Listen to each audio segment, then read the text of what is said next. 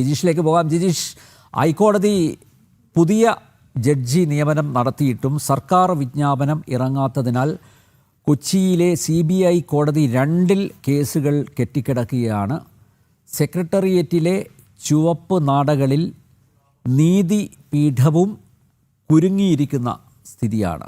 കോടതി പരിഗണിക്കുന്നതിൽ 95% അഴിമതി കേസുകളാണ്. ജിജീഷ് കരുണാകരൻ ഈ വാർത്തയുടെ വിശദാംശങ്ങളുമായി ചേരുന്നു. ജിജീഷ, CBI കോടതി നേരത്തെ ഈ ഇൻട്രോയിൽ ചൂണ്ടിക്കാണിച്ചതുപോലെ CBI കോടതി ഈ നിരവധി കേസുകൾ കൈകാര്യം ചെയ്യുന്നുണ്ട്. അതുകൊണ്ട് തന്നെ അതിൻ്റെ ആ ഒരു ഗൗരവം മനസ്സിലാക്കിക്കൊണ്ട് ജഡ്ജിയുടെ നിയമനം അടിയന്തരമായിട്ട് ഉണ്ടാവണം. നിയമനം നടത്തി ഹൈക്കോടതി, പക്ഷേ സർക്കാർ വിജ്ഞാപനം ഇപ്പോഴും ഇറങ്ങുന്നില്ല. അതിന് പറയുന്ന കാരണം എന്താണ് ജിജീഷ്?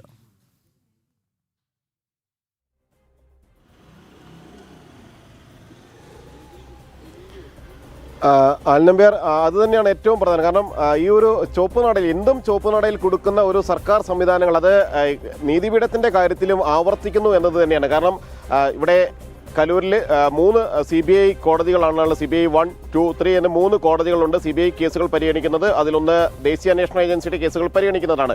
ഇതിൽ CBIയുടെ നിരവധി അഴിമതി കേസുകൾ പരിഗണിക്കുന്ന CBI കോടതി 2 അവിടെ പുതിയ ജഡ്ജിയെ നിയമിച്ചു. അത് ഡിസംബർ ആദ്യമാണ് ആ ജഡ്ജിയുടെ നിയമനം ഹൈക്കോടതി നടത്തിയത്. എന്നാൽ അവിടെ സാങ്കേതികമായി സർക്കാരിൻ്റെ തലത്തിൽ ഒരു ഉത്തരവ് കൂടി വിജ്ഞാപനം ഇറങ്ങേണ്ടതുണ്ട്. സർക്കാരാണ് ആ വിജ്ഞാപനം പുറത്തിറക്കേണ്ടത്.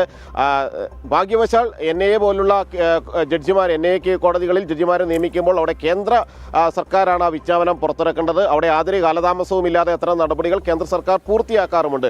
എന്നാൽ സെക്രട്ടേറിയറ്റിൽ നിന്ന് വരേണ്ട ഒരു വിജ്ഞാപനമാണ്, ഉത്തരവാണ് ഈ ജഡ്ജിമാർക്ക് കേസുകൾ കൈകാര്യം ചെയ്യാൻ അനുവദിച്ചുകൊണ്ട് അല്ലെങ്കിൽ ജഡ്ജിമാരുടെ നിയമനത്തിന് ഒരു അംഗീകാരം നൽകിക്കൊണ്ട് വിജ്ഞാപനം പുറത്തിറക്കുക എന്നത്. എന്നാൽ അത് നടപ്പാക്കാൻ അല്ലെങ്കിൽ അത് നടത്താൻ ഇതുവരെയായിട്ടും സംസ്ഥാന സർക്കാർ തയ്യാറായിട്ടില്ല, അല്ലെങ്കിൽ സർക്കാർ സംവിധാനങ്ങൾ തയ്യാറാകുന്നില്ല എന്നത് തന്നെയാണ് കേസുകൾ കെട്ടിക്കിടക്കുന്നതിന് കാരണം. കാരണം സർക്കാരിനെ സംബന്ധിച്ചിടത്തോളം അഴിമതി കേസുകളിൽ അതിവേഗത്തിൽ നടപടി ഉണ്ടാകുന്നതിനോട് പൊതുവെ സർക്കാരിന് താല്പര്യമില്ല. സംസ്ഥാന സർക്കാരിന് യാതൊരു തരത്തിലുള്ള താല്പര്യവുമില്ല എന്ന് തന്നെ മനസ്സിലാക്കാൻ കഴിയുന്ന നടപടികളാണ് ഉണ്ടാകുന്നത്. 95% അഴിമതി കേസുകളാണ് CBI കോടതിയിൽ പരിഗണിക്കുന്നത്. CBI അന്വേഷിച്ചത് കണ്ടെത്തിയിട്ടുള്ളതുമായ നിരവധി അഴിമതി കേസുകളുണ്ട്.